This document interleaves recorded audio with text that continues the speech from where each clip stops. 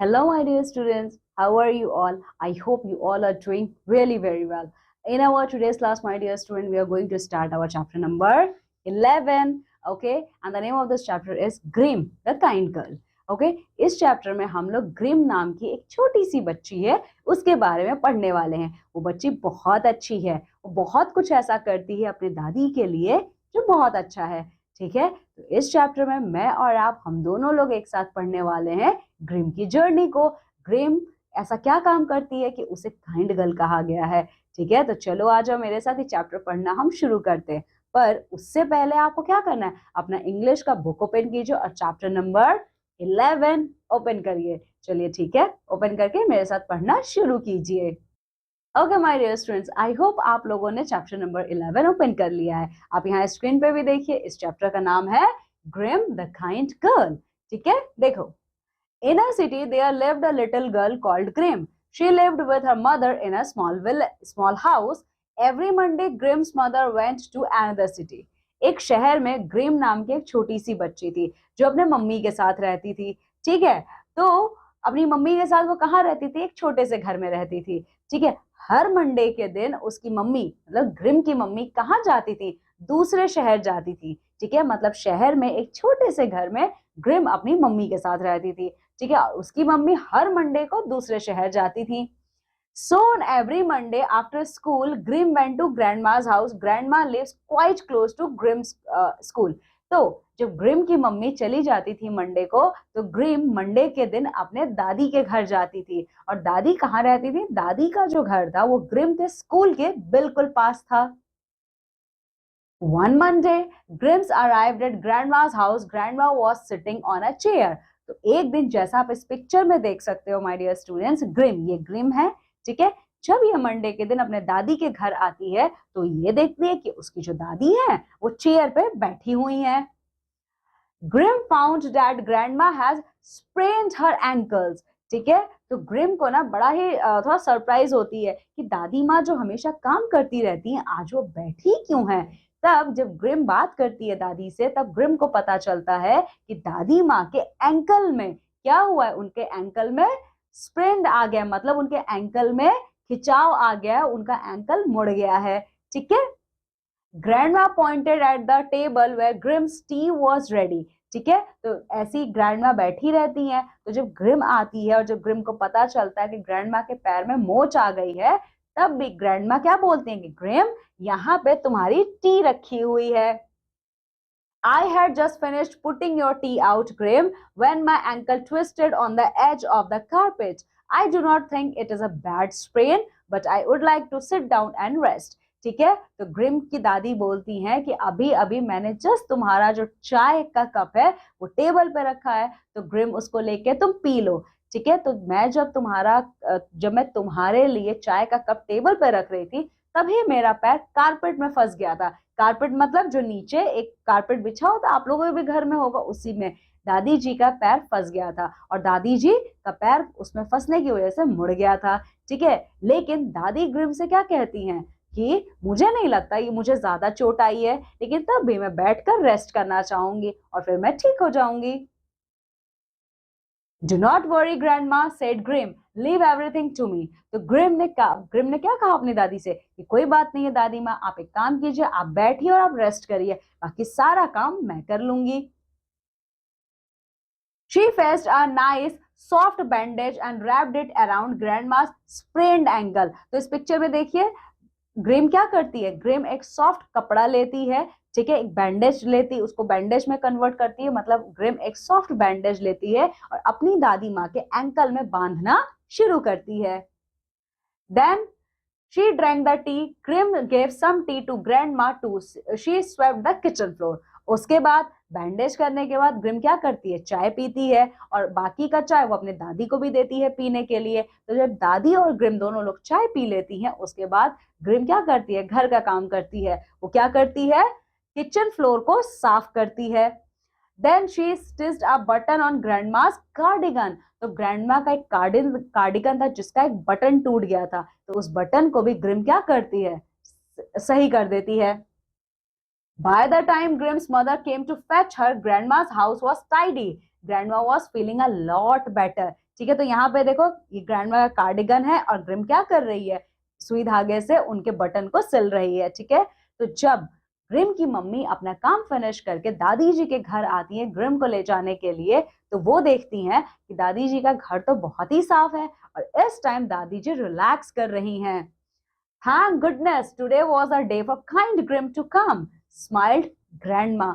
तो ग्रिम की मम्मी क्या कहती है कि थैंक गॉड आज का दिन किसके नाम था, आज का दिन काइंड ग्रिम के नाम था। तो ये बात सुन के दादी माँ हंसने लगती हैं। It was not possible to manage without her, she said. ठीक है, तो दादी माँ क्या कहती हैं कि देखो आज मेरा घर जो इतना साफ है, अगर मेरे पैर में तो चोट आई थी, अगर ग्रिम नहीं आई होती तो ये पॉसिबल ही नहीं होता। Grim felt proud as she went home with her mother. तो ग्रिम को ना बहुत अच्छा लगता है जब दादी माँ उसकी इतनी तारीफ करती है। ठीक है, तो वो खुशी खुशी अपनी मम्मी के साथ अपने घर वापस आ जाती है। The next day grandma was quite better. और अगले दिन ग्रैंडमा का जो पैर में चोट लगा था, जो मोच आई थी, वो काफी हद तक ठीक हो जाता है। Okay, so this is all in our chapter my dear students. Now come with me and let's see the word meanings which we learn through this chapter. तो कौन कौन से वर्ड मीनिंग्स हमने सीखे हैं? क्वाइट, क्वाइट का मतलब a little, मतलब थोड़ा सा। Sprained and injury to the ligament around the joints. आपके पैर में जहां पे जॉइंट्स होते हैं, जहां पे आपका पैर आपके जो फिट है उससे जुड़ा होता है, वहीं पे जब चोट लग जाती है, मतलब मोच आ जाता है, तो उसे स्प्रेन कहा जाता है। ठीक है, edge the outside limit of an object. Edge का मतलब किसी भी चीज का कॉर्नर वाला पोर्शन। ठीक है, बैंडेज अ कॉटन स्ट्रिप। बैंडेज का मतलब एक कॉटन का स्ट्रिप, जब आपको मोच आती है, चोट लगता है, तो रैप किया जाता है उसमें। ठीक है, रैप्ड मतलब कवर। रैप्ड का मतलब क्या है, कवर करना उसको। Fetch to go and bring back. Fetch का मतलब क्या होता है, आप कोई चीज गए और वापस लेके आए हो। ठीक है, इसी को फैच कहा जाता है। Okay, now my dear student, this is all in our chapter. Now what we have to do, we are now going to do the exercise. So come with me and let's do the exercise. So first of all, my dear student, what we have to do, we have to choose the correct options. यहाँ पे कुछ questions है, हमें उनके correct options choose करने हैं। तो पहला क्या है, what kind of girl was Grim? Grim कैसी लड़की थी?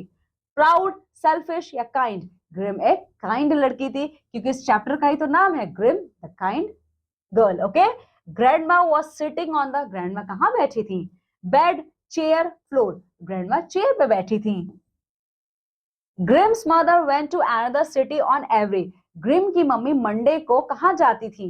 संडे। ओके, मैंने तो बता ही दिया, ग्रिम की मम्मी मंडे को जाती थी शहर में। ठीक है, चलो now filling the blanks. Grim lived in a dash house. Grim अपनी मम्मी के साथ कहाँ रहती थी? कि स्मॉल हाउस में रहती थी। Every Monday Grim's dash went to another city. हर मंडे को ग्रिम की कौन जाती थी? ग्रिम की मम्मी जाती थी। ठीक है, तो Grim's mother.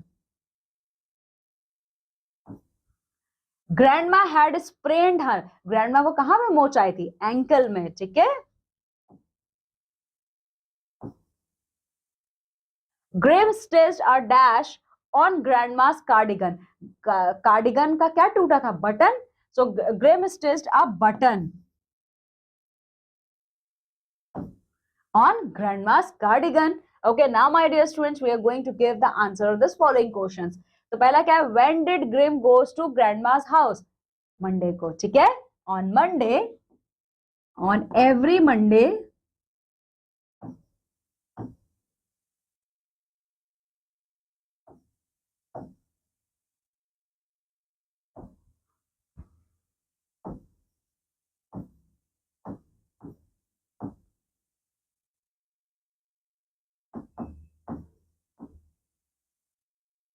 Grim go to grandma's house.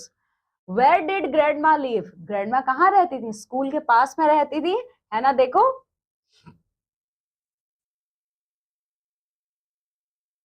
ये देखो, grandma lived quite close to Grim's school, तो आप यही लिखोगे।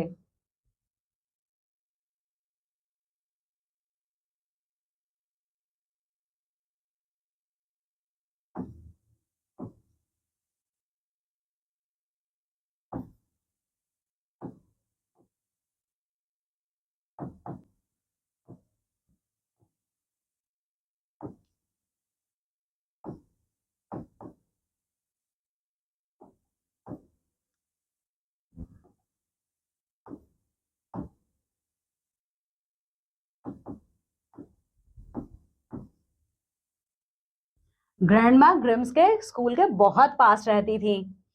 Why did grandma sit on a chair, grandma chair पे क्यों बैठी थी? क्योंकि इनके एंकल में चोट लगी थी, इसीलिए वो बैठी थी ना। देखो, ये देखो। ओके देखो, grandma was sitting on a chair, Grim found that grandma had a sprained her ankle. ठीक है, तो आप यही लिखोगे।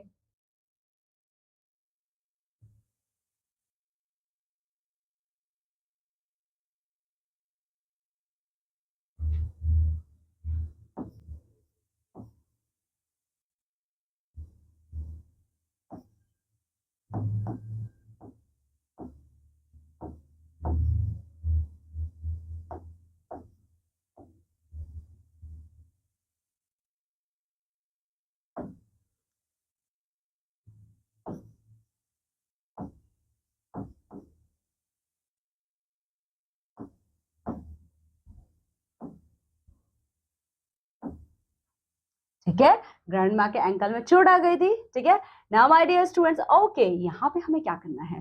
देखो, write the opposite of the following words. यहाँ पे ना ये 6 वर्ड्स दिए हैं, इनका हमें अपोजिट वर्ड लिखना है। ठीक है, तो चलो लिखते हैं। क्लोज का क्या अपोजिट है? क्लोज का अगर पास पास है मतलब दूर है, तो क्लोज का होगा आपका फार। ठीक है, सॉफ्ट, सॉफ्ट का क्या है? हार्ड। स्लो, स्लो का क्या होता है? अगर कोई बहुत धीरे धीरे चल रहा है मतलब फास्ट है। ठीक है, अराइव, अराइव का मतलब अगर कोई आता है तो वो तो जाएगा भी ना। सो अराइव का होगा आपका गो। ठीक है, बेटर, बेटर का क्या होगा? अगर कुछ अच्छा है तो खराब भी होगा, तो बेटर का worse, WORSE। Upstairs, upstairs मतलब सीढ़ियों के ऊपर, तो अगर सीढ़ियों के ऊपर है तो मतलब नीचे भी तो होगा, तो downstairs.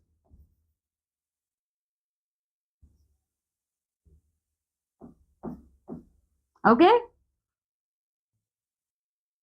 Okay my dear students, ये क्वेश्चन आपका होमवर्क का है। यहाँ पे आप लोगों को बताना है कि आप लोग क्या सोचते हो। जैसे why should we be kind, आप लोगों के अकॉर्डिंग क्यों अच्छा होना चाहिए, क्यों सबकी हेल्प करनी चाहिए? आपने अभी ये चैप्टर पढ़ा है, आपने देखा ना, ग्रिम को किसी ने कहा नहीं था कि आप दादी माँ की हेल्प करो, फिर भी ग्रिम ने किया है। ठीक है, तो अब आप ये बताओगे कि why should we be kind, हमें क्यों अच्छा होना चाहिए, ये आप बताओगे। ठीक है, now the second question, do you help your grand parents, क्या आप अपने ग्रैंड पेरेंट्स की हेल्प करते हो? ठीक है, तो ये जो दोनों क्वेश्चंस है ना, इसका आंसर आपको देना है। ठीक है, now let's write, right a beautiful message for your grand mother on a 68th birthday. ठीक है, आपके जो ग्रैंड मदर है, सपोज वो 60 ईयर्स की हो गई हैं और उनका बर्थडे है, तो ये क्या करना है? ये भी आपका होमवर्क है। तो आपको अपनी दादी के लिए ये कहना है, एक मैसेज देना है कि आप अपनी दादी से कितना प्यार करते हो, आप कितना खुश हो उनके 68th बर्थडे पे। ठीक है, तो ऐसा कुछ आप अपनी दादी के लिए लिखोगे। ठीक है, तो देखो, ये और ये दोनों आप लोगों का होमवर्क है। Now activity time, make a beautiful greeting card by vegetable stamping for your grandparents, write a lovely message in it and present it to them on grandparents day. Grandparents day होता है, जैसे आप लोगों का children's day होता है, वैसे grand parents day भी होता है। तो आपको क्या करना है? ये फिर से आपका एक होमवर्क है, आप लोगों को अपने दादी के लिए, अपने दादाजी के लिए, अपने नानी जी के लिए, नाना जी के लिए आप लोगों को ग्रीटिंग कार्ड बनाना है। और वो ग्रीटिंग कार्ड आपको बनाना है बाय वेजिटेबल स्टैंपिंग। उस ग्रीटिंग कार्ड पे किसी भी वेजिटेबल को आपको लेना है और स्टैंप लगाना है। स्टैंप कैसे लगाओगे आप? स्टैंप लगाओगे, आप कोई भी वेजिटेबल रखना और उसकी आउटलाइंस बना देना। ठीक है, तो ये आपका स्टैंपिंग है, और उसी तरीके से आप जब ये करोगे तो आपका ग्रीटिंग कार्ड कितना सुंदर हो जाएगा। ठीक है, तो ये 3 आपके होमवर्क हैं। Now my dear student, we are going to search the family relation in the word search given below. ठीक है, ये देखो नीचे ना कुछ ये वर्ड्स दिए हुए हैं जो हमारे रिलेशंस में होते हैं। ठीक है, इन सारे वर्ड्स को इस जंबल्ड वर्ड में हमें ढूंढना है। तो चलो आ जाओ मेरे साथ ढूंढते हैं। तो सबसे पहला वर्ड क्या है? नीस। तो यहाँ पे नीस कहाँ है? आ जाओ देख लेते हैं, नीस कहाँ पे है? यहाँ है, देखो ये आपका नीस है। फिर आता है फादर, तो फादर यहाँ पे कहाँ है देखते हैं।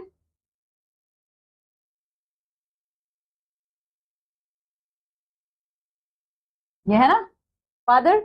फिर एक ग्रैंड फादर, अब ये ग्रैंड फादर कहाँ पे है देखो, यस, इसी के जस्ट ऊपर है, देखो GRAND, ग्रैंड, और ये फादर, हो गया ना ग्रैंडफादर, ठीक है।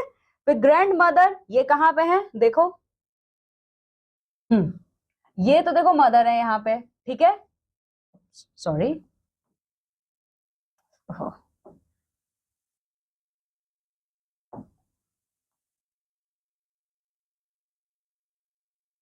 ठीक है, ये आपका ग्रैंडफादर होगा। अब बारी आती है ग्रैंड मदर की, ठीक है, ये रही ग्रैंड मदर, देखो,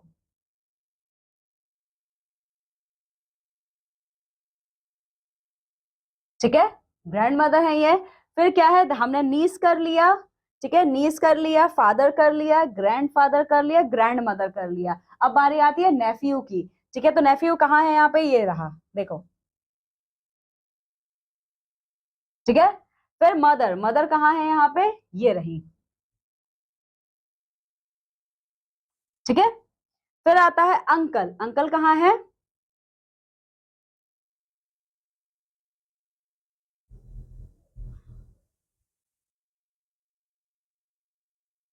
हम्म,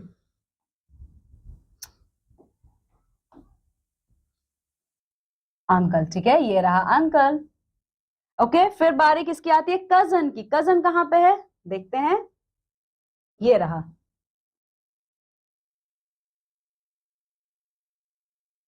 ठीक है। फिर डॉटर, डॉटर कहाँ है, हम्म,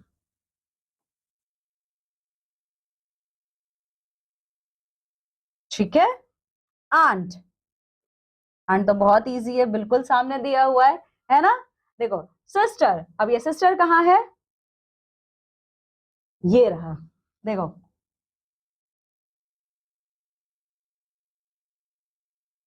है ना, सिस्टर। फिर बारी आती है ब्रदर की, ब्रदर कहाँ है, ये रहा, टॉप पे, ठीक है।